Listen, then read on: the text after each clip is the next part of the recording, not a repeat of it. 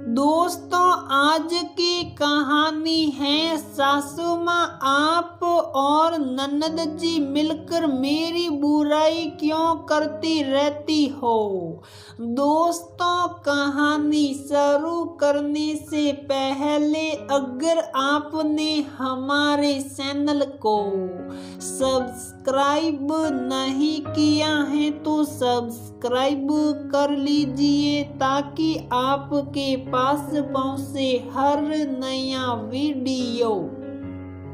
सौम्या कल ही अपने मायके से वापस ससुराल आई है। नंद, राशि और रीमा हफ्ते पहले छुट्टियों में घर आई हैं। मायके से माँ ने सब के लिए कपड़े भेजे थे और वह खुद भी नंद व उनके बच्चों के लिए कुछ गिफ्ट लाई थी। तो सोचा जाकर सासू माँ और नंदों को दिखाती हूँ, सब खुश हो जाएंगे। सौम्या अभी ड्राइंग रूम की तरफ बढ़ ही रही थी कि तेज तेज आने वाली आवाजें खुसुर पुसुर में बदल गई।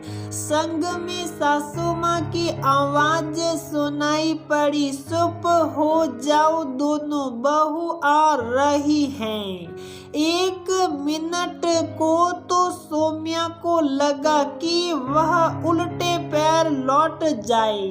क्या फायदा ऐसे दिखावटी रिश्तों का। कितने साव से वह दोनों नंदों और सासू माँ के लिए सब सामान लेकर आई, पर यहाँ तो कोई उसे अपना ही नहीं समझता।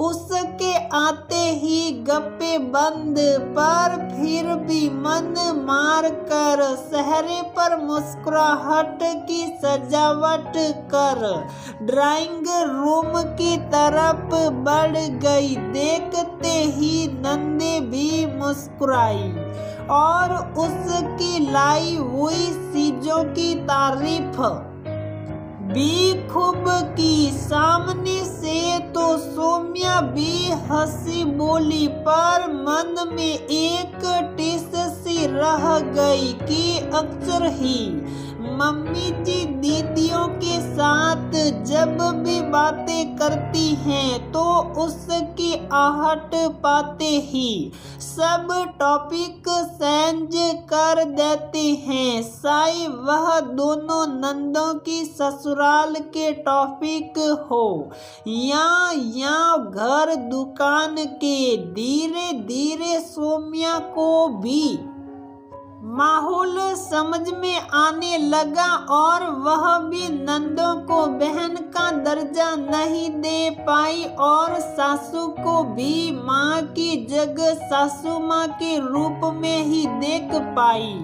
नंद बहन की तरह होती हैं, सास में माँ की छवि देखना, ये सब बातें धरी की धरी रह गई। और एक दिन सौम्या को पता लगा कि छोटी दीदी का डिवोर्स हो रहा है। उनकी सास उनको बहुत परेशान करती हैं और जीजाजी अपनी माँ के कहने पर चलते हैं। काश की मम्मी जी ने या दीदी ने या उत्कर्ष सौम्या के पति ने कभी उससे जिक्र किया होता, उसे इस बारे में कुछ पता होता, तो वह अपने जीजाजी जो कि एक जाने माने वकील हैं के थ्रू रीमा दीदी के ससुराल वालों को नोटिस भिजवाते, कुछ सलाह देते, कुछ बीच का रास्ता निकालते या अंदर ही अंदर सब बातें होती रही और सौम्या को आखिर में पता लग रहा है कि डिवोर्स का नोटिस भी उनके ससुराल वालों ने ही भेजा है, बल्कि दीदी नहीं चाहती मन नहीं माना सौम्या का उत्कर्ष को विश्वास में लेकर उसने अपने जीजाजी को सारा केस बताया। दीदी की मुलाकात करवाई और उसके जीजाजी के समझाने के ढंग से रीमा और उसके पति को थोड़ा वक्त बिल्कुल अकेले साथ गुजारने की सलाह दी। अंत में मिलते मिलते दीदी और जीजाजी एक दूसरे को समझने भी लगे और अपनी गलतियों का भी एहसास हुआ और आखिर में डिवोर्स भी कैंसिल हो गया। या एक बहू को परिवार ने भले ही अपना नहीं माना था, पर उसकी सूझबूझ से उसकी नंद का घर बिगड़ने से बच गया। अब सासू माँ का फेवरेट डायलॉग सच चुप हो जाओ बहू आ रही है भी बंद हो गया। ये तो एक सुखद घटना हो गई, पर हर बार हर घर में ऐसा नहीं होता।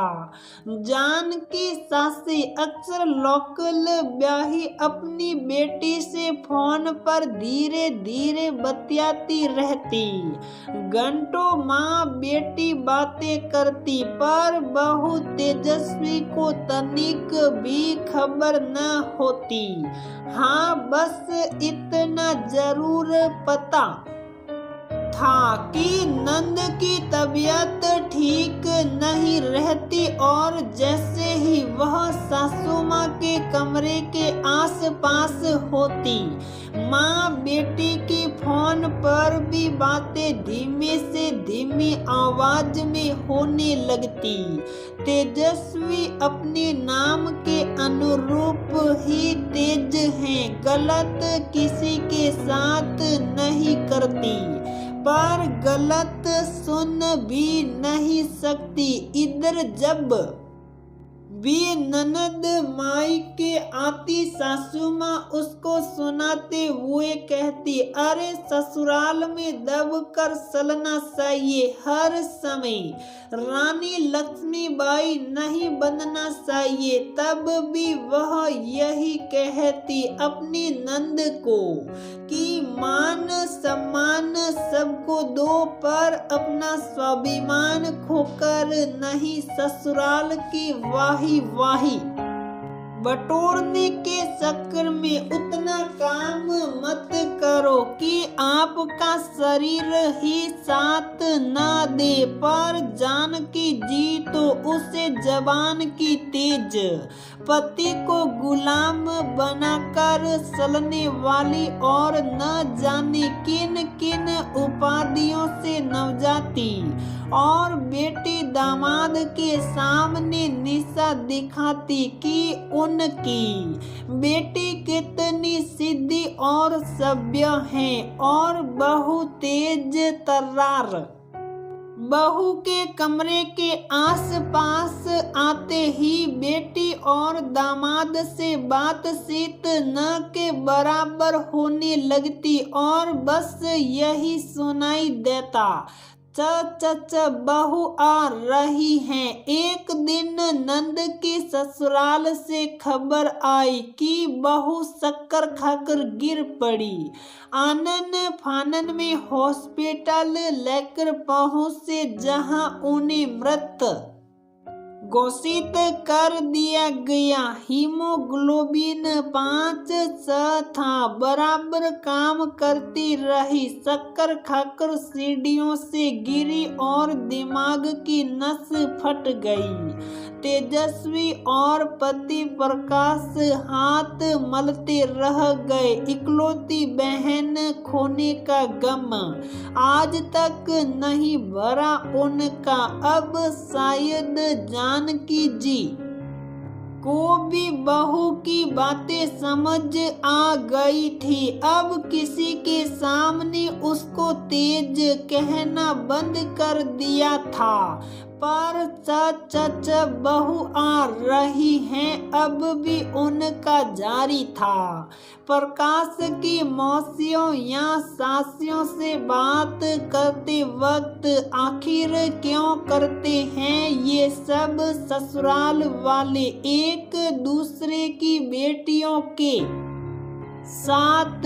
एक बेटी जब पूरी तरह से ससुराल को अपना रही है तो घर की दूरी सासू माँ का भी ये कर्तव्य है कि वह भी बहू को अपना समझे, अपने बच्चों के दुख सुख उससे साझा करे, उसको भी घर का हिस्सा माने, तभी वह आत्मिक रूप से इस घर को और सभी सदस्यों को अपना मान पाएगी। हर समय बहू आ रही है, उसके सामने ये बात मत करो, वो बात मत बताओ कहने से ससुराल वाले कभी बहू के मन में अपना स्थान नहीं बना सकते। सामने से सब रिश्ते निभेंगे पर मन से मन